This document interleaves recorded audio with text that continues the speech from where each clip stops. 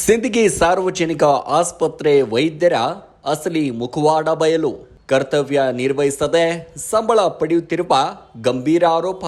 ಸಿಂದಗಿ ಸಾರ್ವಜನಿಕ ಆಸ್ಪತ್ರೆಯಲ್ಲಿ ಕಾರ್ಯನಿರ್ವಹಿಸುತ್ತಿರುವ ಹಂತ ವೈದ್ಯರು ಯಾರು ಯಾವ ವೈದ್ಯರು ಸರ್ಕಾರದ ಸಂಬಳ ಪಡೆದು ಸಾರ್ವಜನಿಕರಿಗೆ ಸೇವೆ ಮಾಡದೆ ಮೋಸ ಮಾಡುತ್ತಿದ್ದಾರೆ. ಸರಿಯಾಗಿ ಕರ್ತವ್ಯ ನಿರ್ವಹಿಸದೆ ವೈದ್ಯರ ಮಾಹಿತಿ ಕೇಳಿದ್ದಕ್ಕೆ ಪತ್ರಕರ್ತರ ವಿರುದ್ಧವೇ ದೂರು ದಾಖಲಿಸಿದ್ರ ವೈದ್ಯರು. ಈ ಎಲ್ಲ ವಿಷಯ ಇಂಚಿಂಚು ಮಾಹಿತಿ ಬಿಚ್ಚಿಟ್ಟ ಹಿರಿಯ ಪತ್ರಕರ್ತ ನಿಂಗರಾಜ್ ಆತ್ನೂರ್. ಹೌದು ವೀಕ್ಷಕರೇ, ಇಂದು ಸಿಂದಗಿ ನಗರದ ಪ್ರವಾಸಿ ಮಂದಿರದಲ್ಲಿ ಪತ್ರಿಕಾಗೋಷ್ಠಿ ನಡೆಸಿದ ಅವರು ಹಿರಿಯ ಪತ್ರಕರ್ತರಾದ ನಿಂಗರಾಜ್ ಆತ್ನೂರ್ ಹಾಗೂ ಶಿವಕುಮಾರ್ ಬಿರಾದರ್ ಅವರು ತಮ್ಮ ಮೇಲೆ ಸಿಂದಗಿ ಸಾರ್ವಜನಿಕ ಆಸ್ಪತ್ರೆ ಸಿಬ್ಬಂದಿಗಳು ಈ ಹಿಂದೆ ದಿನಾಂಕ 7/3/2025 ದಾಖಲಿಸಿರುವ ದೂರು ಸತ್ಯಕ್ಕೆ ದೂರವಾದುದು ಎಂದು ಬಹಿರಂಗಪಡಿಸಲು ಪತ್ರಿಕಾಗೋಷ್ಠಿ ಕರೆದಿದ್ದರು. ಈ ಇಬ್ಬರು ಪತ್ರಕರ್ತರು ತಮ್ಮ ವಿರುದ್ಧ ಸಿಂದಗಿ ಪೊಲೀಸ್ ಠಾಣೆಯಲ್ಲಿ ದಾಖಲಾದ ಪ್ರಕರಣಕ್ಕೆ ಸಂಬಂಧಪಟ್ಟಂತೆ ನ್ಯಾಯಾಲಯದಿಂದ ಜಾಮೀನು ಪಡೆದು ತದನಂತರ ಸಿಂದಗಿ ನಗರದ ಪ್ರವಾಸಿ ಮಂದಿರದಲ್ಲಿ ತಮ್ಮ ವಿರುದ್ಧ ನೀಡಿರುವ ದೂರು ಸುಳ್ಳು, ನಾವು ಯಾವುದೇ ರೀತಿ ಕಾನೂನು ಬಾಹಿರ ಚಟುವಟಿಕೆಗಳು ಮಾಡಿಲ್ಲ ಹಾಗೂ ಯಾವುದೇ ಅಧಿಕಾರಿಗೆ ಹೆದರಿಸುವುದು ಹಾಗೂ ಬೆದರಿಸುವುದು ಮಾಡಿಲ್ಲ. ಹೀಗಿರುವಾಗ ನಮ್ಮ ವಿರುದ್ಧ ಸರ್ಕಾರಿ ಅಧಿಕಾರಿಗಳೇ ಕರ್ತವ್ಯಕ್ಕೆ ಅಡ್ಡಿಪಡಿಸಿರುವ ಪ್ರಕರಣ ದಾಖಲಿಸಿರುವುದು ಯಾಕೆ? ಸಾರ್ವಜನಿಕ ಆಸ್ಪತ್ರೆಯಲ್ಲಿ ಅಧಿಕಾರಿಗಳಿಗೆ ಪ್ರಶ್ನೆ ಕೇಳುವುದೇ ತಪ್ಪಾಗಿದೆಯಾ ಎಂಬ ಪ್ರಶ್ನೆ ಸಹಜವಾಗಿ ಮೂಡ್ತಾ ಇದೆ.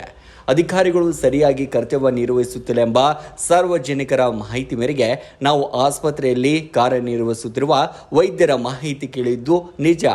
ಸಿಂದಗಿ ಸಾರ್ವಜನಿಕ ಆಸ್ಪತ್ರೆಯಲ್ಲಿ ಕಾರ್ಯನಿರ್ವಹಿಸುವ ವೈದ್ಯರು ತಮ್ಮ ತಪ್ಪುಗಳನ್ನು ಮುಚ್ಚಿಕೊಳ್ಳಲು ಹಾಗೂ ನಮ್ಮನ್ನು ಹೆದರಿಸುವ ದೃಷ್ಟಿಯಿಂದ ನಮ್ಮ ವಿರುದ್ಧ ದೂರು ದಾಖಲಿಸಿದ್ದಾರೆ ಎಂದು ಪತ್ರಕರ್ತ ನಿಂಗರಾಜ್ ಆತ್ನೂರ್ ಹೇಳಿದ್ದಾರೆ.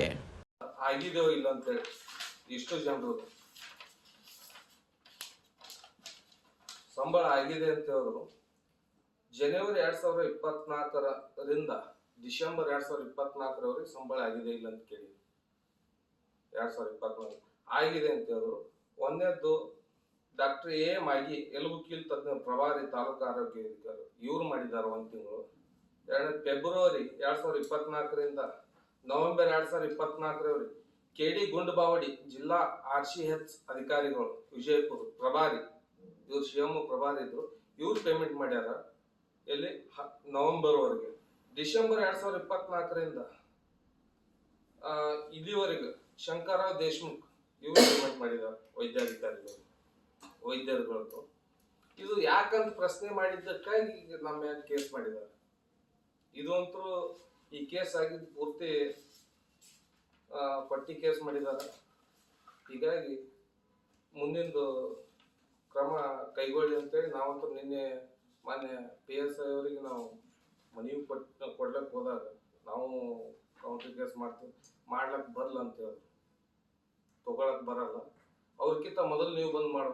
ಇಲ್ಲ ಸರ್, ಅವರು ನಾನ್ ವೇಲೇಬಲ್ ಹಾಕಿದಾರೆ ಕೇಸು. ಯಾಕೆ ನಾನ್ ವೇಲೇಬಲ್ ಹಾಕಿದ್ರು ಗೊತ್ತಿಲ್ಲ. ನಾವು ಆ ವೈದ್ಯರಿಗೆ ಹೋಗಿ ಹೊಡೆದಿಲ್ಲ, ಅಲ್ಲಿ ಹಾಸ್ಪಿಟ್ಲ್ ಒಳಗಡೆ ಏನೂ ನಾವು ಹೊಡೆದಿಲ್ಲ, ಏನೂ ಮಾಡಿಲ್ಲ. ನಾನ್ ವೇಲೇಬಲ್ ಹೆಂಗ್ ಹಾಕಿದ್ರು BNS ಆಕ್ಟ್ ಒಳಗಡೆ? ಇದು ನಮ್ಗೆ ಗೊತ್ತಾಗ್ತದೆ. ಮುಂದಿಂದು ನಿಂಗರಾಜ್ ನಾವು ತಪ್ಪು ಮಾಡಿದ್ರೆ ನಾವು ಕಾನೂನು ತಲೆಬಾಗ್ತೀವಿ, ಏನ್ ಶಿಕ್ಷೆ ಕೊಟ್ಟರು ಅನುಭವಿಸೋಕೆ ರೆಡಿ ಇದ್ದೀವಿ. ಇಲ್ಲ ಅಂದ್ರೆ ಅವರು ಏನೋ ಸಾಕ್ಷಿ ಕೊಡದೆ ಅವ್ರ ಮೇಲೆ ಏನ್ ಕ್ರಮ ತಗೋತೀರಿ? ನಮ್ಮ ಮಾನಹಾನಿ ಮಾಡಿದಾರ ಕೆಲವೊಬ್ಬರ ಕಡೆಯಿಂದ ನಮ್ಮನ್ನ ಫೋನ್ ಮಾಡಿ ಇವಾಗ್ಲಾದ್ರೂ ಅವರು ಭಯ ಬೀಳಿಸ್ತಾರ. ಇಂಥ ಪರಿಸ್ಥಿತಿ ಡಾಕ್ಟರ್ಗಳು ಮಾಡ್ಲಕತ್ತಾರ. ಅದಕ್ಕೆ ಅವ್ರು ಮಾಡಿದ್ದಕ್ಕ ನಾವು ನಮ್ಮ ಮೇಲ್ಗಡೆ ಆರೋಪ ಬಂದಿದ್ದಕ್ಕ ನಾವು ಎಲ್ಲ ತಾಲೂಕಾ ಮಾಧ್ಯಮ ಹಿರಿಯರಿಗೆ ಸ್ನೇಹಿತರಿಗೆ ಕರೆದ ಉದ್ದೇಶ ಅಂದ್ರೆ ನಮ್ಮಲ್ಲಿ ಇರ್ತಕ್ಕಂಥದ್ದು ಸತ್ಯ ಇಷ್ಟ ಐತಿ. ನಮ್ಮ ಹತ್ರ ದಾಖಲೆಗಳಿದಾವೆ. ಅವ್ರು ಏನ್ ಮಾತಾಡಿದಾರ, ಏನ್ ಕೇಳಿದ್ದೀವಿ, ಪ್ರತಿಯೊಂದು ದಾಖಲೆಗಳಿದಾವೆ ನಮ್ಮ ಹತ್ರ. ಅಲ್ಲಿ ಏನಾದ್ರು ಗಲಾಟೆ ಮಾಡಿದ್ದೇವಪ್ಪ ಅಂದ್ರೆ ಅವ್ರು ನಮ್ಗೆ ಹೇಳಬೇಕು. 12 ಗಂಟೆಗೆ ಒಂದು ಕೇಸಿಂದ PSI ಮನವಿ ಕೊಡ್ತಾರ, ಸಾಯಂಕಾಲ 7 ಗಂಟೆಗೆ FIR ಆಗುತ್ತೆ. ಸಿಂದಗಿ ಒಳಗೆ ಎಷ್ಟೋ ಸೆನ್ಸಿಟಿವ್ ಕೇಸ್ಗಳು 2 ಗಂಟೆ FIR ಆಗಿಲ್ಲ. ಉದ್ದೇಶ ಏನು ಗೊತ್ತಾಗಿಲ್ಲ. ಇದು ನಾನ್ ವೇಲೇಬಲ್ ಕೇಸ್ ಅಂದ್ರೆ ನಾವು ದೈಹಿಕವಾಗಿ ಅವ್ರಿಗೆ ಏನಾದ್ರು ತೊಂದರೆ ಕೊಟ್ಟು ಮಾಡಿರ್ಬೇಕು. ಅದು ಯಾವುದೂ ಇಲ್ಲ. ಅಂಥದ್ದು ಏನಾದ್ರು ಅವ್ರ CC ಫುಟೇಜ್ ಇರ್ತಂದ್ರೆ ಅವರು ಸಂಬಂಧಪಟ್ಟ ಇಲಾಖೆಯಲ್ಲಿ ಕೋರ್ಟ್ಗೆಲ್ಲ ಕೊಟ್ಟು ಕೇಸಿ ನಮ್ಮ ಮೇಲೆ ಇದು ಮಾಡಿ ಈಗ ನಾವು ಕೇಸ್ ಮಾಡ್ತೀವಿ. ಕೊಟ್ಟಿ ಪ್ರಕರಣ ಏನಾದರೂ ಪೊಲೀಸ್ ವರಿಷ್ಠಾಧಿಕಾರಿ ಏನಾರ ಮನವಿಗೆ ಸಲ್ಲಿಸೋದು ಸದ್ಯಕ್ಕೆ ನಿನ್ನೆ ನಾವು ವೈಯಕ್ತಿಕವಾಗಿ ಇಬ್ರು ಹೋಗ್ಬಿಟ್ಟು ಮಾನ್ಯ PSS ಅವರಿಗೆ ನಾವು ಕೇಳಿವಿ, ಸರ್ ನಮ್ದು ಒಂದು ಕಂಪ್ಲೇಂಟ್ ತಗೋರಿ. ಅವ್ರು ಕೊಟ್ಟಿದ್ದು ಒಬ್ಬ ಡಾಕ್ಟರ್ ಅಂತೇಳಿ, ಅವರಿಂದ ಇನ್ನೂ ಸುಮಾರು ಜನ ಡಾಕ್ಟರ್ಗಳಿದ್ದಾರೆ. ಅಲ್ಲಿ ಸಿಬ್ಬಂದಿಗಳು ಒಳಗಡೆ ಇದ್ದರೂ ಅವ್ರಿಗೆ ವಿಷಯನೇ ಗೊತ್ತಿಲ್ಲ, ಇಲ್ಲಿಗೆ ಹೋಗ್ತೀವಿ ಅಂತೇಳಿ. ನಾನು ಇಲ್ಲಿ CM, ನಾನು ಡಾಕ್ಟರ್ ಕರಿತೀನಿ, ನಮಗೂ ತೊಂದರೆ ಆದಾಗ ಎಲ್ಲರೂ ಬಂದು ನಿಂದಿರ್ಬೇಕಂತೇಳಿ ಅವ್ರನ್ನೆಲ್ಲ ಇರತ್ತ ಕೆಲಸ ಮಾಡೋದು ಸುಮಾರು ಜನ ಕರ್ಕೊಂಬಂದು ಇಲ್ಲಿ ಮನೆಗೆ ಕೂಡ ಕರ್ಕೊಂಬಂದಿದ್ದಾರೆ. ಅದ್ರೊಳಗಡೆ ಒಬ್ಬ ಡಾಕ್ಟರ್ ಬರಬೇಕಾದ್ರೆ ಅವತ್ತು ನಮ್ಮ ಶಿವಕುಮಾರ್ ಬೈಕ್ ಮೇಲೆ ಹೋಗ್ಬೇಕಾದ್ರೆ, ಸರ್ ನನಗೆ ಸ್ಟೇಷನ್ ತನಕ ಡ್ರಾಪ್ ಕೊಡ್ರಿ ಅಂತ ಒಬ್ಬ ಡಾಕ್ಟರ್ ಕೇಳ್ತಾರೆ. ಎಲ್ಲಿ ಹೊಂಟಿದ್ ಕೇಳೋಣ, ಅಲ್ಲೇನೋ ಮನೆಗೆ ಕೊಡ್ತಾರೆ ಅಂತ ಹೇಳ್ರಿ. ಅವ್ರು ಮನೆಗೆ ಕೊಡೋದು ಕೇಸ್ ಮಾಡಕ್ಕೆ ಕೊಟ್ಟಿದ್ದು ನಮ್ಮ ಮೇಲ್ಗಡೆನೆ. ಅದಕ್ಕೆ ಅವರು ಉದ್ದೇಶಪೂರ್ವಕವಾಗಿ ಮಾಡಿದ್ದು. ತನಿಖೆ ಆಗಲಿ, ನಮ್ಮ ಹತ್ರ ದಾಖಲಿದ್ದು ನಾವು ಸಲ್ಲಿಸ್ತೀವಿ, ಅವ್ರ ಹತ್ರ ದಾಖಲಿದ್ದು ಅವ್ರು ಕೊಡ್ಲಿ. ಯಾಕಂದ್ರೆ ಇದು ಒಂದಲ್ಲ, ಇದು ನಾವು ಪತ್ರಕರ್ತ ನಾವು ದನಿ ಆಗ್ಲಿಲ್ಲ ಅಂದ್ರೆ ನಾವು ಸತ್ಯ ಒಪ್ಕೊಂಡಾಗ ಇಲ್ಲೇ ಆಕೈತಿ. ನಾಳೆ ಇನ್ನೊಬ್ರು ಪತ್ರಕರ್ತ ಬೇರೆ ಇಲಾಖೆ ಹೋದ್ರಪ್ಪ ಅಂದ್ರೆ ಅವ್ರನ್ನೂ ಈ ಥರ ಮಾಡ್ಲತ್ತೇನು ಆಗ್ತೈತಿ. ಅದ್ರಗೋಸ್ಕರ ನಾವು ಪತ್ರಿಕಾಗೋಷ್ಠಿ ಕರೆದಿದ್ದು. ಸತ್ಯ ಇಷ್ಟ ಐತಿ. ಈಗ ನಾವು ಅವ್ರ ಮೇಲ್ಗಡೆ ಕೌಂಟರ್ ಕೇಸ್ ಮಾಡ್ಬೇಕಂತ ಹೇಳಿ ನೀನು ಹೋಗಿವಿ, ಅವ್ರು ಮಾಡ್ಕೊಂಡಿಲ್ಲ. ಇಲ್ಲ ನೀವು ಮುಂದೆ ಅವ್ರ ಮೇಲೆ ಮಾನನಷ್ಟ ಮೊಕದ್ದಮೆ ಹಾಕ್ರಿ. ಅದು ಯಾವಾಗ ಮಾನನಷ್ಟ ಮೊಕದ್ದಮೆ ಎಷ್ಟು ವರ್ಷಕ್ಕೆ ಕೇಸ್ ಬರ್ತೋ ಅದು ಬೇಕಾಗಿಲ್ಲ. ಸದ್ಯಕ್ಕೆ PSS ಸಾಹೇಬರು ನಮ್ಮ ಕಡೆಯಿಂದ ಒಂದು ಕೇಸ್ ತೊಗೊಳ್ಳಿ. ಇಲ್ಲ ಕೇಸ್ ತೊಗೊಳ್ಳಲ್ಲ ಆಗಲ್ಲಪ್ಪ ಅಂದ್ರೆ ಮತ್ತೆ ಯಾವ ಕಡೆಯಿಂದ FIR ಮಾಡಬೇಕು ಅದು ಆಗುವಂಗೆ ಆಕೈತಿ. ಕಾನೂನು ಹಾಕೈತಿ, ದೊಡ್ಡದೈತಿ. ಅದ್ರ ಪ್ರಕಾರ ಕಾನೂನು ಆಗೈತಿ. ಇನ್ನೂ ಒಂದು ಈ ತಾಲೂಕ ಎಲ್ಲ ಮಾಧ್ಯಮ ಹಿರಿಯರಿಗೂ ರೈತರಿಗೂ ನಮಸ್ಕರಿಸುತ್ತಾ, ಇವತ್ತು ಪ್ರೆಸ್ ಮೀಟ್ ಕರೀಲಿಕ್ಕೆ ಕಾರಣ ಏನಪ್ಪ ಅಂದ್ರೆ, ಕಳೆದ ತಿಂಗಳ ಸಿಂದಗಿ ಸಾರ್ವಜನಿಕ ಸರ್ಕಾರಿ ಆಸ್ಪತ್ರೆ ವೈದ್ಯರು ನಮ್ಮ ಮೇಲೆ ನಕಲಿ ಪತ್ರಕರ್ತರು ನಮ್ಮನ್ನು ಹರಾಸ್ಮೆಂಟ್ ಕೊಡ್ತಾರ, ನಮ್ಗೆ ಅವಶ್ಯ ಬೈತಾರ ಅಂತ ಹೇಳ್ಬಿಟ್ಟು ಸುಳ್ಳು ಆರೋಪ ಮಾಡಿ ಸಿಂದಗಿ ಪೊಲೀಸ್ ಠಾಣೆಯಲ್ಲಿ ನಮ್ಮ ಮೇಲೆ ಕೇಸ್ ದಾಖಲೆ ಮಾಡಿದ್ದಾರೆ. ಅವರು ಏನು ಕೇಸ್ ದಾಖಲೆ ಮಾಡಿದಾರಲ್ಲ ಅದು ಸತ್ಯಕ್ಕೆ ದೂರವಾಗಿದ್ದು, ಅದಕ್ಕೋಸ್ಕರ ನಾವು ಇವತ್ತು ಈ ಪತ್ರಿಕಾಗೋಷ್ಠಿ ಕರೆದಿದ್ದೀವಿ. ನನ್ನ ಹೆಸರು ನಿಂಗರಾಜ್ ಬಸಕೊಂಡಪ್ಪ ಹತ್ನೂರು ಅಂತೇಳಿ. ನಾನು ಸಿಂದಗಿ ತಾಲೂಕು ಪತ್ರಕರ್ತ. ಸುಮಾರು ವರ್ಷಗಳಿಂದ ಪತ್ರಕಾರ ಕ್ರಾಂತಿ ದಿನಪತ್ರಿಕೆಯ ವರದಿಯಾಗಿ ಕೆಲಸ ಮಾಡಿದ್ದೀನಿ. ಪೊಲೀಸ್ ನ್ಯೂಸ್ ವಿಜಯಪುರ ಮತ್ತು ಯಾದಗಿರಿ ಜಿಲ್ಲಾ ವರದಿಯಾಗಿ ಕೆಲಸ ಮಾಡಿದ್ದೀನಿ. ಈಗ ಸದ್ಯ ಉದಯ ಕರ್ನಾಟಕ ಸಹ ಸಂಪಾದನಾಗಿ ಕೆಲಸ ಮಾಡ್ತಾ ಇದ್ದೀನಿ. ವಿಷಯ ಏನಪ್ಪ ಅಂದ್ರೆ, ಇವರು ಶಿವಕುಮಾರ್ ಬಿರಾದರ್ ಅಂತೇಳಿ ಪತ್ರಕರ್ತರು. ಇವರು ಸಾರ್ವಜನಿಕ ಆಸ್ಪತ್ರೆ ಸಿಂದಗಿಯಲ್ಲಿ ಸಮಸ್ಯೆಗಳ ಸರಮಾಲೆ ಅದಾವ ಅಂತೇಳಿ ಸಾರ್ವಜನಿಕರು ನಮ್ಮ ಹತ್ರ ಹೇಳ್ಕೊಂಡಾಗ ಕೆಲವೊಂದು ವಿಚಾರದ ಬಗ್ಗೆ ನಾವು ನೇರವಾಗಿ ವೈದ್ಯರ ಜೊತೆ ಮಾತನಾಡಬಾರ್ದು ಅಂತೇಳಿ ಮಾಹಿತಿ ಹಕ್ಕು ಅಧಿನಿಯಮ ಅಡಿಯಲ್ಲಿ ಮಾಹಿತಿಯನ್ನು ಕೇಳಿದೆವು. ಯಾವುದೇ ಒಂದು ವಿಷಯಕ್ಕೆ ಸಂಬಂಧಪಟ್ಟಂತೆ ಕೇಳಬೇಕಂತೇಳಿ ಕೇಳಿದ್ದಕ್ಕೆ ಆ ಮಾಹಿತಿಯನ್ನು ಸುಮಾರು ದಿನಗಳಾದರೂ ಕೊಡಲಿಲ್ಲ. ಮೇಲ್ಮನೆ ಹೋಗ್ಬೇಕಂತೇಳಿ ನಾವು ಮಾಹಿತಿ ಅಧಿಕಾರಿ ಕೇಳಕ್ಕೆ ಹೋದ್ರೆ ಅವರು ರಜಾದಲ್ಲಿದ್ದರು. ಅಲ್ಲಿದ್ದಂಥ CMO ಕೇಳಿದ್ರು, ಸರ್ ಎಲ್ಲಿದ್ದಾರೆ ಅಂತ. ರಜಾ ಆದರೆ 2 ದಿನ ಬಿಟ್ಟು ಬರ್ರಿ ಅಂತ ಹೇಳಿದ್ರು. ಸರಿ ಸರ್ ಅಂತೇಳಿ ಬಂದಿದ್ದೀವಿ. ದಿನಾಂಕ 7/3/2025 ನಮ್ಮ ಮೇಲೆ ಸಿಂದಗಿ ಪೊಲೀಸ್ ಠಾಣೆಯಲ್ಲಿ ಕೇಸ್ ದಾಖಲೆ ಮಾಡಿದ್ದಾರೆ. ಅಲ್ಲಿ ಒಂದು 3 ಜನ ಆ ಸರ್ಕಾರಿ ಆಸ್ಪತ್ರೆ ಕೆಲಸ ಮಾಡೋಂಥ ಸಿಸ್ಟರ್ಗಳಿರ್ಬೋದು, ಇನ್ವರ್ಡ್ ಇದರಲ್ಲಿರ್ಬೋದು, ಅವ್ರನ್ನ ಯಾರೂ ನಾವು ಮಾತನ್ನೂ ಆಡಿಸಿಲ್ಲ. ಅವ್ರ ಬಗ್ಗೆ ನಾವು ರಾತ್ರಿ ಫೋನ್ ಹಚ್ಚಿ 11 ಗಂಟೆಗೆ ಅಶಭ್ಯವಾಗಿ ಮಾಡ್ತಾ ಇರ್ತಾರೆ 3 ಜನ ಅಂತ ಹೇಳಿ. ಇಲ್ಲಿ 3 ಜನ ಅಂತ ಪ್ರಶ್ನೆ ಬರೋದಿಲ್ಲ. ಇಲ್ಲಿ ಶಿವಕುಮಾರ್ ಗಂಗಪ್ಪಗೌಡ ಬಿರಾದಾರ 1, ನಿಂಗರಾಜ್ ಹತ್ನೂರು 2 ನಾವು ಪತ್ರಕರ್ತರು. ಮಾಹಿತಿ ಕೇಳಿದ್ವಿ. ಮಾಹಿತಿ ಬಗ್ಗೆ ಕಳೆದ ತಿಂಗಳ ಮಾಹಿತಿ ಆಯೋಗದ ಅಧ್ಯಕ್ಷರು ಡಾಕ್ಟರ್ ನಾಗಲಕ್ಷ್ಮಿ ಚೌಧರಿ ಮೇಡಮ್ ಅವರು ಬಂದಾಗ ನಮ್ಮನ್ನು ಅಲ್ಲಿ ದವಾಖಾನೆ ಭೇಟಿ ಕೊಟ್ಟು ಅಲ್ಲಿ ಏನು ನಡೀತೈತಿ ಅದೆಲ್ಲ ನೋಡಿಕೊಂಡು ಆಮೇಲೆ ಪತ್ರಿಕಾಗೋಷ್ಠಿ ಅವ್ರು ಕರೆದಾಗ ನಾವು ಅಲ್ಲಿದ್ದೆವು. ಇದ್ರ ಬಗ್ಗೆ ಎಲ್ಲ ನಮ್ಮ ಪತ್ರಕರ್ತ ದನಿ ಎತ್ತಿದಾಗ ನಾವು ಈ ಮಾಹಿತಿ ಬಗ್ಗೆ ಕೇಳಿದ್ದು ಒಂದು ಬಾಣಂತಿ ಸಾವಾಗಿದೆ, ಇಲ್ಲಿ ಇದ್ರ ಬಗ್ಗೆ ಮಾಹಿತಿ ಕೊಡ್ತಾ ಇಲ್ಲ ಮೇಡಮ್, ಮತ್ತು ನಾವು ದನಿ ಎತ್ತಿದ್ದೀವಿ. ಆ ವಿಚಾರಕ್ಕೆ ಅವ್ರು ನಮ್ಮ ಮೇಲೆ ಸುಳ್ಳು ಕೇಸ್ ಮಾಡಿ ಈ ಥರ ನಮ್ಮನ್ನು ಹರಾಸ್ಮೆಂಟ್ ಅವ್ರು ಕೊಟ್ಟಿದ್ದಾರೆ. ಅಲ್ಲಿರ್ತಕ್ಕಂಥ 4 ಜನ ವೈದ್ಯರು ಅದ್ರ ಬಗ್ಗೆ ನಮ್ಮ ಶಿವಕುಮಾರ್ ಮಾತಾಡ್ತಾರೆ. ಇದರಲ್ಲಿ ಗಂಡು ಮಗಳದ ಅವ್ರ ಹೆಸರು ವಿವೇಕಾನಂದ ತಿಳಿಕಿಶಂದ್ರ. ನಾವು ಮಾಹಿತಿ ಕೊಟ್ಟಿದ್ದು ಅಲ್ಲಿ ಅವ್ರ ಮಾಹಿತಿ ಕೊಡಬೇಕೋ ಕೊಡಬಾರ್ದು ಅನ್ನೋದು ಅವ್ರ ಗಮನಕ್ಕೆ ಬಿಟ್ಟಿದ್ದು. ಇವಾಗ 3 ಜನ ಹೆಣ್ಮಕ್ಳೇ ನಮ್ಮ ಬಗ್ಗೆ ಆರೋಪ ಮಾಡಿದಾರಲ್ಲ, ಆ ಮಾಹಿತಿ ಅಧಿಕಾರಿನೂ ಅಲ್ಲ ಅವ್ರಿಗೆ ಇದಕ್ಕೆ ಸಂಬಂಧನೂ ಇಲ್ಲ. ಅವ್ರು 3 ಜನ ಫೋನ್ ಮಾಡಿ ಅವ್ರು 11 ಗಂಟೆಗೆ ರಾತ್ರಿ ಫೋನ್ ಮಾಡಿ ಕುಡಿದು ಬೈತೀವಿ ಅಂತ ಹೇಳ್ತಾರೆ. ಆಮೇಲೆ CC ಕ್ಯಾಮ್ರಾ 32 CC ಕ್ಯಾಮ್ರಾ ಇದಾವೆ ದವಾಖಾನೆ ಒಳಗಡೆ. ಆಪರೇಷನ್ ಕ್ಯಾಂಪಲ್ಲಿ ಎಕ್ಸ್ರೇ ರೂಮಲ್ಲಿ ಹೋಗ್ಬಿಟ್ಟು ವಿಡಿಯೋ ಮಾಡ್ತೀವಿ ಅಂತ ಹೇಳಿ ಆರೋಪ ಮಾಡಿದ್ದಾರೆ ನಮ್ಮ ಮೇಲ್ಗಡೆ. ಆಮೇಲೆ ಮಾಹಿತಿ ಕೊಟ್ಟು ಮಾರನೇ ದಿನ ಬಂದು ಬಿಟ್ಟು ಮಾಹಿತಿ ಕುಡಿದು ಟೇಬಲ್ ಮೇಲೆ ಕುಂದಿರ್ತೀವಿ ಅಂತ ಹೇಳ್ಯಾರ. ಮಾಹಿತಿ ಅಧಿಕಾರಿ ಗಂಡು ಮಗ ಇರ್ಬೇಕಾದ್ರ ಹೆಣ್ಮಕ್ಳಿಗೆ ಇವ್ರು ಯಾರು? ಅಷ್ಟು ಕಾಮನ್ ಸೆನ್ಸ್ ಇಲ್ಲಾರಷ್ಟು ಇದೀವಿ ನಾವು ಮಾಹಿತಿ ಕೇಳಕ.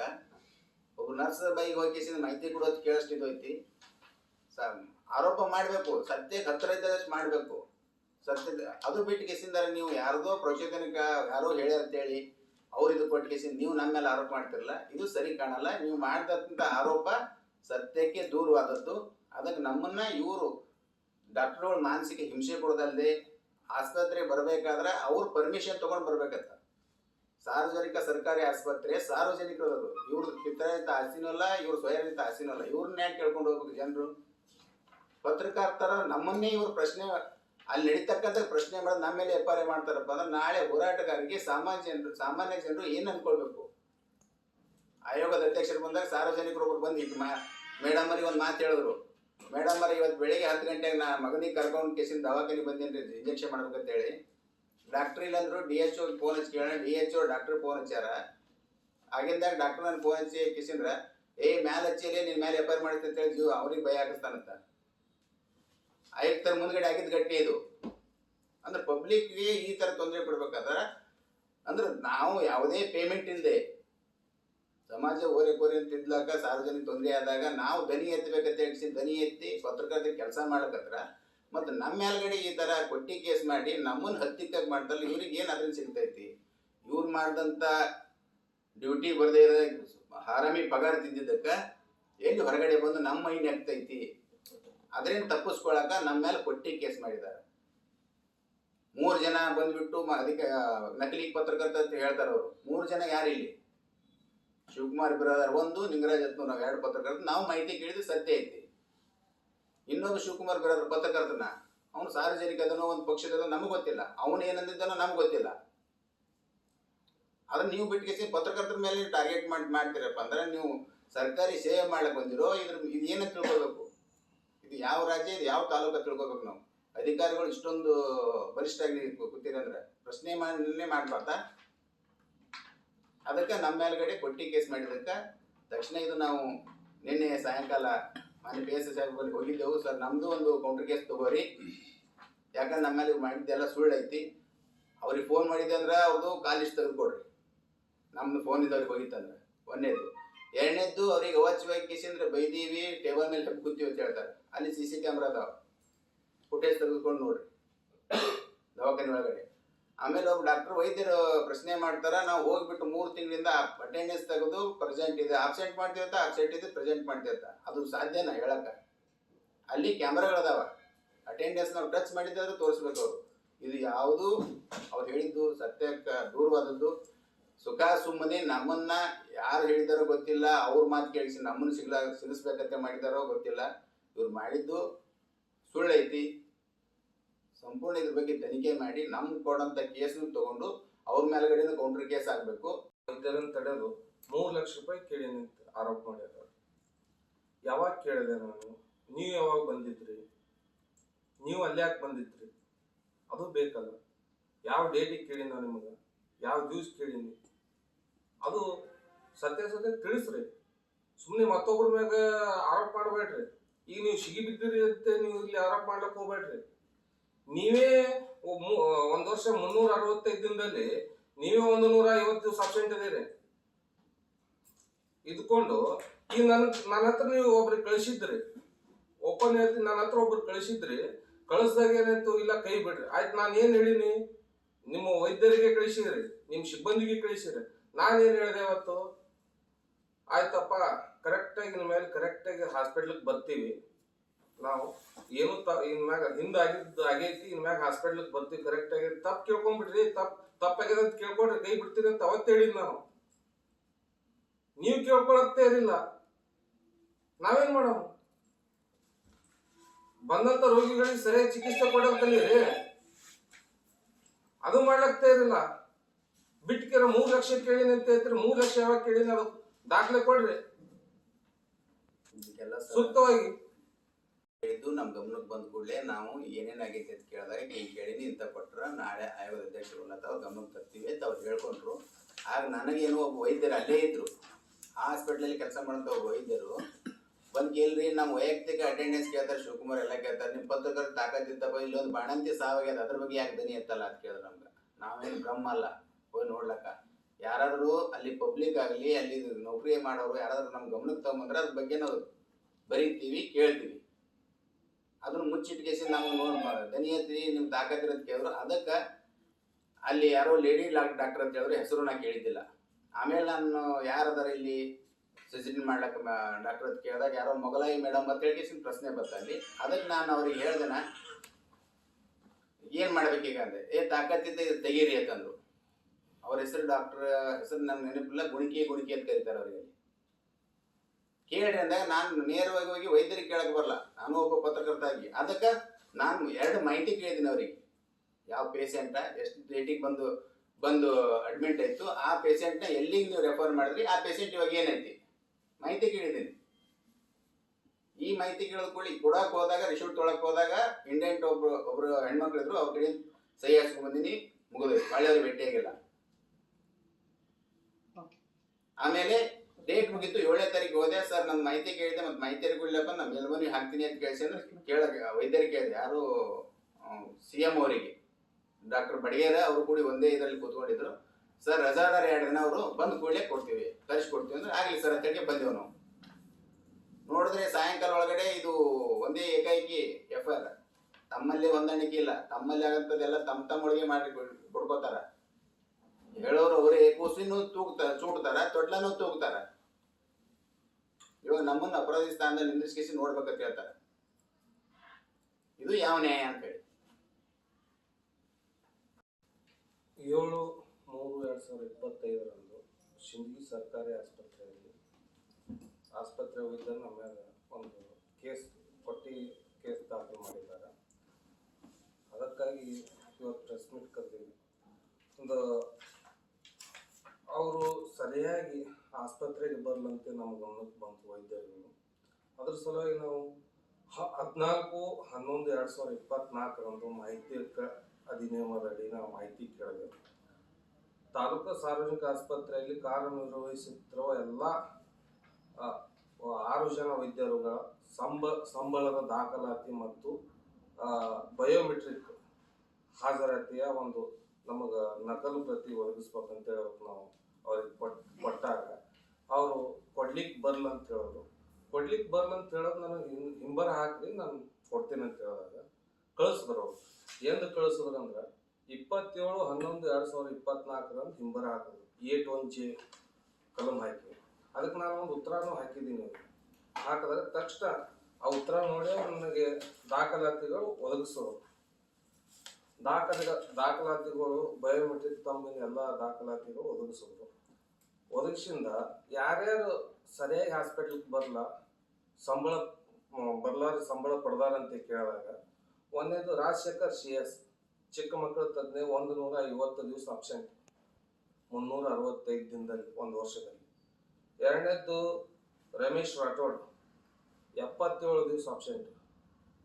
3ನೇದ್ದು ಸಾಯಿಬಣ್ಣ ಗುಣಿಕೆ, 58 ದಿವಸ ಅಬ್ಸೆಂಟ್. ಇವಾಗೇನು CM ಹೋದಾರಲ್ಲ, ಮುಖ್ಯ ವೈದ್ಯಾಧಿಕಾರಿಗಳು ಸರ್ಕಾರಿ ಆಸ್ಪತ್ರೆ, ಶಂಕರರಾವ್ ದೇಶ್ಮುಖ್ ಅವರು 1 ವರ್ಷದಲ್ಲಿ 365 ದಿನದಲ್ಲಿ 217 ದಿವಸ ಅಬ್ಸೆಂಟ್. ಮತ್ತು ವಿಜಯ ಮಾಂತೇಶ್ ಬಿಜಾಪುರ್ 66 ದಿವಸ ಅಬ್ಸೆಂಟ್. ಇವೆಲ್ಲ ದಾಖಲಾತಿಗಳು ಇಟ್ಕೊಂಡಿವಿ. ಮೊನ್ನೆ ಮಹಿಳಾ ಆಯೋಗದ ಅಧ್ಯಕ್ಷರು ಬಂದಾಗ ಇದನ್ನ ನಾನು ಅವರಿಗೆ ಕೇಳಿದೆ, ಪ್ರೆಸ್ ಮೀಟ್ನಲ್ಲಿ ಕೇಳಿದಾಗ ಇದ್ರ ಬಗ್ಗೆ ನಾನು ಸರ್ಕಾರಕ್ಕೆ ಮತ್ತು ಸಚಿವರಿಗೆ ಆಯುಕ್ತರಿಗೆ ನಾನು ಲೆಟರ್ ಬರೀತೀನಿ, ನಾನು ಅದ್ರ ಮೇಲೆ ಕ್ರಮ ಕೈಗೊಳ್ಳಕ್ಕೆ ಲೆಟರ್ ಬರೀತೀನಿ ಅಂತ ಹೇಳಿದಾಗ ಆಯ್ತಂತ ಹೇಳಿದ್ರು. 4ನೇ ತಾರೀಕು ಅವ್ರಿಗೆ ನಾವು ಮನವಿನೂ ಕೊಟ್ಟಿದ್ದೀವಿ, ಮಹಿಳಾ ಆಯೋಗದ ಅಧ್ಯಕ್ಷರು ಮನವಿನೂ ಕೊಟ್ಟಿದ್ದೀವಿ. ಆಯ್ತು ತಕ್ಷಣ 7ನೇ ತಾರೀಕಿನಂದು ನಮ್ಮ ಮೇಲೆ FIR ಆಗ್ತದೆ. ಅದು ಯಾಕಂತ ಹಿಂದಡೆ ಅವ್ರು ಏನಂತ ರಾತ್ರಿ 11 ಗಂಟೆ ಕೂಡ ನಿಷೇಧ ಫೋನ್ ಮಾಡ್ತಾರೆ. ಇದು ಅಂತರೂ ಸುಳ್ಳು, ನಾವಂತರೂ ಅವ್ರಿಗೆ ಫೋನ್ ಮಾಡಿಲ್ಲ ಯಾರಿಗೆ. ಮತ್ತು ಅಲ್ಲಿ ಇನ್ವರ್ಡ್ ಔಟ್ವರ್ಡ್ ಹೆಣ್ಮಕ್ಳು ಅದಾರ, ರಾಜೇಶ್ವರಿ ಅಂತೇಳಿ ಮೇಡಮ್ ಅದಾರ. ಅಲ್ಲಿ ಸೂಪರ್ಡೆಂಟ್ TV ಕಾಜಿ ಅಂತ ಅದಾರ, ಅವರೆಲ್ಲ ಲೆಕ್ಕಪತ್ರ ಮತ್ತು ಸಿಬ್ಬಂದಿಗಳ ಸಂಬಳದ ಅವರೇ ಇದು ಮಾಡೋದು. ಅವ್ರು ಮುಖ್ಯವಾಗಿ ಅವ್ರು ಸಿಗಿಬೀಳ್ತಾರಂತೆ ನಮ್ಮ ಮ್ಯಾಗ ಕೇಸ್ ಮಾಡಿದ್ರು. TV ಕಾಜಿ ಅವರು ಸಿಗಿಬೀಳ್ತಾರಂತೇಳಿ ಇವಾಗ ನಮ್ಮ ಮ್ಯಾಗ ಕೇಸ್ ಮಾಡ್ಲಕ್ಕ ಅದೊಂದು ಕಾರಣ ಐತಿ. ಮತ್ತು ಗೀತಾ ಸಾಸಬಾಳ್ ಅಂತ ನರ್ಸ್, ಅಲ್ಲಿ ನರ್ಸ್ ಅವ್ರಿಗೆ ನಾವಂತೂ ಮಾತಾಡ್ಸಿಲ್ಲ. ಇವು 3 ಜನರಿಗೆ ನಾವು ಮಾತಾಡ್ಸಿಲ್ಲ. TV ಕಾಜಿ ಅವ್ರಿಗೆ ಮಾತಾಡ್ಸಿದ್ವಿ, ನೇರ ಮಾತಾಡ್ಸಿದ್ವಿ, ಮಾಹಿತಿ ಕೊಡ್ರಿ ಅಂತೇಳಿ. ಯಾಕಂದ್ರೆ TH ಮಾಗಿ ಅವ್ರದ್ದು ಅವರೇ ಹೊತ್ಕೊಂಡಿದ್ರು, ನಾನು ತರಿಸಿ ಕೊಡ್ತೀನಿ ಅಂತೇಳಿ. ಆ ವಿಷಯಕ್ಕಾಗಿ 2 ಸಲ ನಾನು ಭೇಟಿಯಾಗಿ ಅವ್ರಿಗೆ ಮಾತಾಡಿದ್ದಕ್ಕೆ ನಿಜ. ಮತ್ತು ಒಂದ್ಸಲ ಅವ್ರಿಗೆ 11 ಗಂಟೆ ಫೋನ್ ಮಾಡಿದ್ದೀನಿ ಬೆಳಿಗ್ಗೆ, ಮೇಡಮ್ ಅವ್ರು ತರ್ಸಿರೇನ್ರಿ ಅಂತೇಳಿ. ಇಲ್ಲ ಇನ್ನ ಬಂದಿಲ್ಲ ಬ್ರದರ್, ಬಂದ್ಗಡೆ ನಾನು ಫೋನ್ ಮಾಡಿ ಆಯ್ತು ಇಷ್ಟಂತ್ರ ಆಗೈತಿ. ಹಿಂದಗಡೆ ಏನಂದ್ರ ನಾನು ಮತ್ತೊಮ್ಮೆ ಮಾತಾಡ್ತಾ ಇದ್ದಾರೆ, ಅದಕ್ಕೆ ನೀವೇನು ಹೇಳ್ತೀರಿ? ಇರ್ಬೋದು, ಅದ್ರಾಗ ಏನಿಲ್ರಿ, ಬರೀ ಇರ್ಬೋದು. ಯಾಕಪ್ಪ ಅಂದ್ರೆ ಮಾಜಿ ಶಾಸಕರ ಬನ್ನಿ ಇವ್ರು ಹೋಗ್ಯಾರ, ನಮ್ಮ ವಿಷಯ ಇಟ್ಕೊಂಡು ಹೋಗಿಲ್ಲ ಅವರು, ನಮ್ಮ ವಿಷಯ ಇಟ್ಕೊಂಡು ಹೋಗಿಲ್ಲ. ಯಾರೋ ಅವ್ರಿಗೆ ಬೈತಾ ಇದಾರೆ, ಹರಸ್ಮೆಂಟ್ ಕೊಡ್ತಾರೆ ಅಂತೇಳಿ ಹೋಗ್ಯಾರತ್ತ ಅವರು, ನಾವು ಅಂತೇಳಿ ಹೋಗಿಲ್ಲ ಅವರು. ಒಬ್ಬ ವ್ಯಕ್ತಿ ಅಂತ ಹೋಗ್ಯಾರ. ಆದ್ರೆ FIR ಒಳಗಡೆ ಪತ್ರಕರ್ತರು ನಮ್ಮಿಬ್ಬರು ಹೆಸರು ಹೆಂಗೆ ಬರ್ತೀವಿ? ಬೈದವ್ರು ಯಾರಲ್ಲಿ? ಅದು ತನಿಖೆ ಮಾಡಲಿ. ನಾವು ಪತ್ರಕರ್ತರಾಗಿ ಏನಾದ್ರು ನಾವು ತೊಂದರೆ ಕೊಟ್ಟಿದ್ದು ಮಾಡಿದ್ದೆಪ್ಪ, ನಮ್ದೊಂದು ಸಂಘ ಅದ, ಸಾಕಷ್ಟು ಹಿರಿಯ ಪತ್ರಕರ್ತ ಅವ್ರಿಗೆ ಕೇಳಿದ್ರೆ ಹೇಳ್ತಿದ್ರಲ್ಲ. ಇಲ್ಲ ಮಹಿಳಾ ಆಯೋಗದ ಅಧ್ಯಕ್ಷರು ಬಂದಾಗ, ಮೇಡಮ್ ನಮ್ಮ 3 ತಿಂಗಳು ಹರಾಸ್ಮೆಂಟ್ ಕೊಡಕತ್ತಾರೆ ಇವ್ರು ಪತ್ರಕರ್ತರಾಗಿ, ಹಿಂಗೆ ಮಾಡಕತ್ತಾರ, ನಮ್ಗೆ ಡ್ಯೂಟಿ ಮಾಡಕ್ ಆಗ್ಲಂತ ಅವ್ರ ಮುಂದೆ ಹೇಳ್ಬೇಕಿತ್ತು. ನೀವು ಸರಿಯಾಗಿ ಡ್ಯೂಟಿ ಮಾಡಲ್ಲ, ಟಾಯ್ಲೆಟ್ ಕ್ಲೀನ್ ಇಲ್ಲ, ಸಿಂದಗಿ ಸರ್ಕಾರ ವರ್ಷ ಏನಿಲ್ಲ ಅಂತ ಒಬ್ಬ ಆಯೋಗದ ಅಧ್ಯಕ್ಷ ಹೇಳೋ ಹೊತ್ತಾಗ ತಲೆ ಡೊಬ್ಬಿಸ್ಕೊಂಡು ನಿಂತಿದ್ರಿ. ಅವ್ರು ಕಮಿಷನರ್ ಲೆಟರ್ ಬರೀತೀನಿ, ನಿಮ್ಗೆ ನಿಮ್ಮ ಮೇಲೆ ಆಕ್ಷನ್ ತಗೋತೀನಿ ಅಂತ ಕೂಡಲೇ ನೀವು ಸಿಕ್ಕಾಕೋತೀನಿ ಅಂತ ಗೊತ್ತಾದ ಕೂಡಲೇ ನಮ್ಮನ್ನು ತಗಲಾಕ್ಬೇಕಾದ್ರೆ ನಮ್ಮ ಮೇಲೆ FIR ಮಾಡಿದ್ರಿ ನೀವು. ಯಾಕಂದ್ರೆ ಮಾಹಿತಿ ಕೇಳಿದ್ದೀವಿ ನಾವು, ಇರುಳಿದ್ದೇನೆ ಕೇಳಿದಿಲ್ಲ ನೀವು. ನಾವು ಮಾಡಿ ನಿಮ್ಮನ್ನು ಯಾರು ಬೈದಿದ್ದಾರ, ನಿಮ್ಗೆ ಯಾರು ಫೋನ್ ಹಚ್ಚಿ ಬೈದಿದ್ರು, ನಿಮ್ಮ ಹರಸ್ಮೆಂಟ್ ಅಂಥವ್ರ ಮೇಲೆ ನೀವು ಆಕ್ಷನ್ ತಗೋತೀರಿ, ಅದು FIR ಮಾಡಿ ಮಾಡಿಸ್ರಿ. ನಮ್ದು ಇದರಲ್ಲಿ ಏನು ಪಾತ್ರ ಐತಿ ತನಿಖೆ ಮಾಡಬೇಕು. ಇವ್ರ ಮೇಲೆ ಇಮಿಡಿಯೇಟ್ಲಿ ನಾವು ಕೊಡಂತ ಇವರು 4 ಜನ ಡಾಕ್ಟರ್ಗಳು 3 ಜನ ನಾವು FIR ಮಾಡ್ಬೇಕತ್ತೀವಿ. ಇವ್ರ ಮೇಲೆ FIR ಆಗಬೇಕು. ಕೊಟ್ಟಿ ಪ್ರಕರಣ ದಾಖಲಾಗಿದೆ, ಪೊಲೀಸರು ತನಿಖೆ ಮಾಡಲಾರ್ದ ಪ್ರಕರಣ ದಾಖಲು ಮಾಡ್ಯಾರ ಅಂತ ಹೇಳಿ ನಿಮ್ಮ ಆರೋಪ.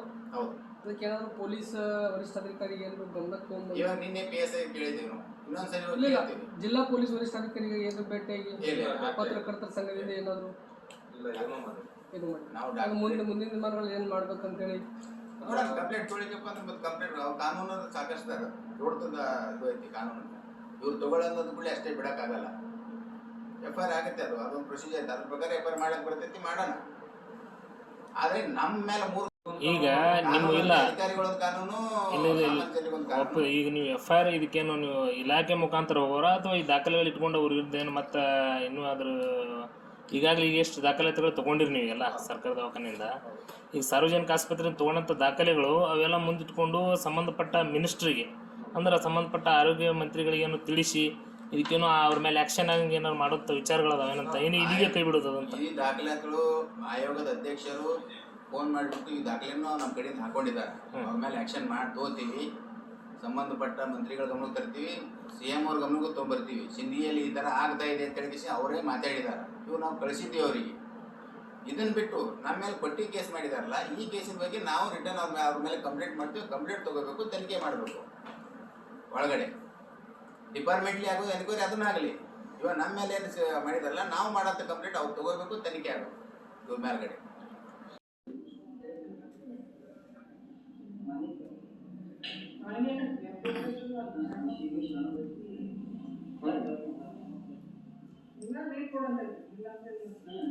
TH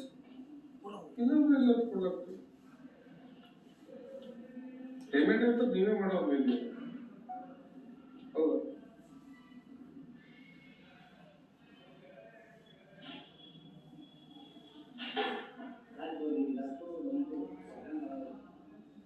ಏನಂತ ಹೋದ್ರೆ ಹೊಸಬರೇ ಬರ್ತಾರೆ.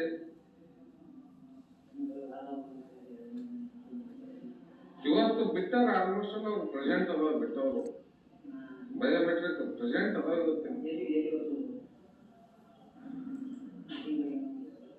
ಇದು ಸಿಬ್ಬಂದಿಗೆ ಒಬ್ಬರು ಇರ್ತಾವ.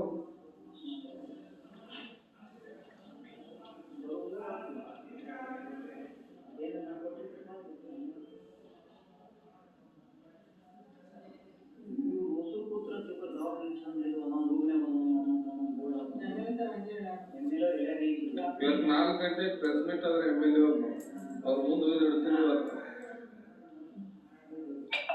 ಯಾರ್ಯಾರು ಪೇಮೆಂಟ್ ಮಾಡಿದ್ರೆ ಏನೇನು ಸುದ್ದಿ ಎಲ್ಲನೂ ಬರ್ತದೆ.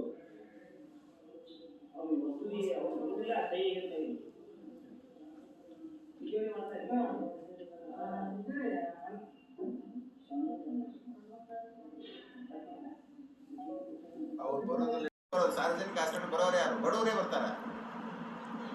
ಪತ್ರಕರ್ತ ಗೊತ್ತೈತಿ, ಆಪರೇಷನ್ ಕ್ಯಾಂಪ್ ದಿನ ಸುಮ್ಮ ಒಂದು ಅರ್ಧ ಗಂಟೆ ಒಳಗೆ ಹೋಗಿ ಬರ್ರಿ, ಎಡಕ ಬಲ್ಕ ಕುರಿ ಕೂತಿರ್ಲ, ಹಂಗೆ ಆ ಸೇಮ್ ಬಾಣೆ ಅಂತರು ತೊಡಿ ಮೇಲೆ ಮಕ್ಕಳು ಹಾಕೊಂಡು ಕೂತಿರ್ತಾರ.